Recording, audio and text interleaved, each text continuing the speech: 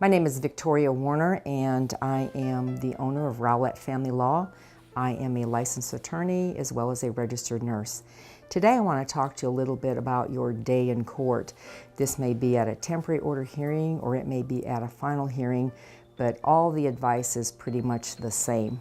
It starts out with preparation. If you are one of my clients, I have a video that I ask clients to watch on testifying in court for family law cases. It's about 20 minutes. I ask you to take it home, listen to it a couple times before court and then the evening of court so that all the information is fresh in your mind. The next thing to think about is what you're going to wear to court. I used to tell people, dress like you're going to church, but evidently there's a big range of churches out there and what you're allowed to wear. So now I usually tell people business casual or dress like you're going for a job interview. Again, I guess it would be depending on the job. But nice slacks or a skirt, a top for men, not necessary to wear a suit, but a polo shirt or a dress shirt without a tie is certainly appropriate. No blue jeans, no t-shirts, and certainly no shirts with any kind of graphic or written material on them would be an appropriate court attire. You need to be on time, you need to be punctual. There are some courts and some judges that if you're not there on time, they will just dismiss your case. So it's very important if you need to plan on being there probably 30 minutes ahead of time just in case you run into any traffic problems or any parking problems. That's probably better to be early than it is late. Some rules as far as actual testimony: always tell the truth. If you tell the truth on the tough questions and the judge believes you, the judge will believe you on all the other questions that you are asked. But if the judge feels that you're lying, they're not going to believe anything you say. So tell the truth even if it's on the tough questions. Listen carefully to the questions that your attorney or the other attorney or the judge asks you. Don't give out more information than's needed. If the question is a yes or no question, you need to answer just yes or no. If your attorney feels that your answer needs to be explained or expounded upon, they will get that opportunity in cross-examination. Because if you answer more than yes or no on a yes or no question, the other side is going to say objection, non-responsive. The rest of your answer is going to be stricken, and the judge is going to say, just listen to the question and answer the question.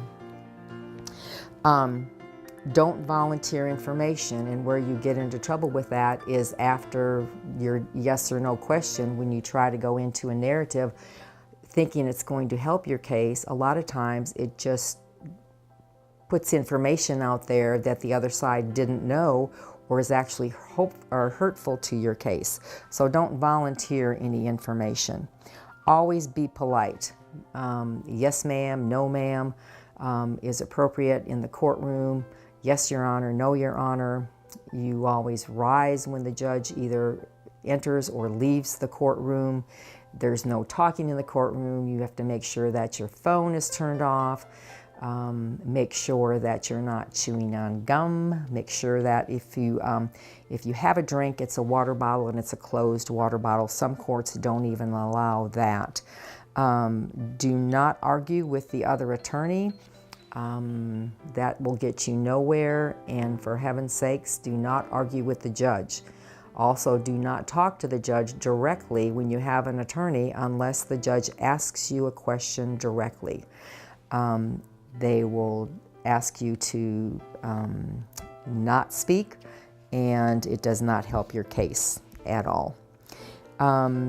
In the video, it talks about different ways to answer questions, and so that would be a good refresher for you, like I said, to look at when prior to attending a court appearance.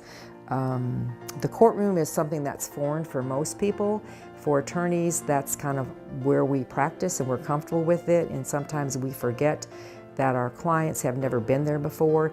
If you're really, really uncomfortable, you can go down to the courtroom you're going to be in ahead of time and you can just sit. These are public courtrooms, and unless the judge has closed it for a particular reason, if there's going to be some minor testimony or something that the judge doesn't want the general public to hear once in a blue moon, they will close the courtroom and not allow you in. But I'm going to tell you that 99% of the time you can go and sit in the courtroom that you're going to be at and you can listen to the judge, kind of get a feel for how the judge conducts the hearings and how the general flow goes in that judge's courtroom. So if you're very, very concerned and very nervous about your testimony and appearing in court, that might not be a bad investment on time.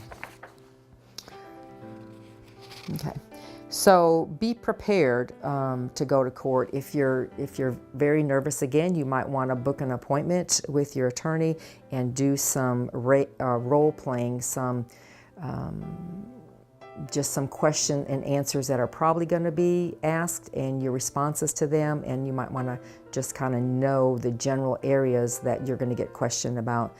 Most people are more nervous about the other side doing cross-examination on them than their attorney questioning them, and you can ask your attorney for them or their staff to do some role-playing on cross-examination as well.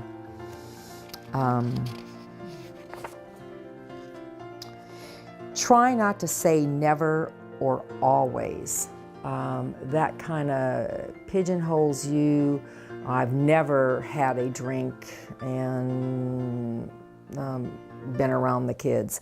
And then all of a sudden later in the hearing there's a picture of you at a birthday party with a beer with kids around. You might be better off saying, I don't recall, or nothing comes to mind. Or it would be a rare occasion that would happen. And then the same thing with always. Well, I always do this or I always do that. And then, like I said, later on during the course of the hearing, a picture or video comes to light that maybe always wasn't the best answer. Never call the other side a liar or get into name calling. I think it goes without saying you should never be cussing in the courtroom unless you're maybe repeating verbatim, quoting the other side, and they have used some foul language that's maybe inside a text message or an email, and you're reading that to the court. Always control your temper. If the other side is making allegations that there has been domestic violence in this case and it's pointed at you and you lose your temper in the courtroom, that is only going to prove to the judge that if you can't keep it under control in a courtroom, you probably can't keep it under control outside the courtroom. So that would be the worst thing to do in a domestic violence case, would be to lose your temper in front of the court. Avoid being smart or cute with your answers. The judges don't appreciate it. It gets you nowhere with regards to your credibility. Remember that the judge can kind of see everything. They're usually on an elevated platform. They're kind of looking down. They're seeing you on the witness stand. They're seeing the other side at the counsel table. They're seeing your attorney. They're seeing the other side's attorney. They're seeing people out in the audience. So if you have people out in the audience that are behaving badly, that is also not going to do well for your case. So you might want to tell your witnesses that they need to be no eye rolling, no smart comments from the gallery, none of that either.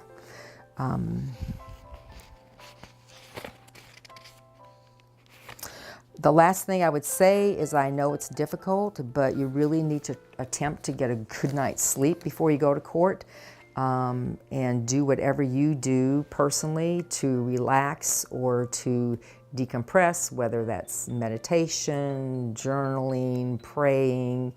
I have essential oils if you really need it before we go in the courtroom. That works well for some people. But a good night's sleep will do wonders for your performance in a stressful situation.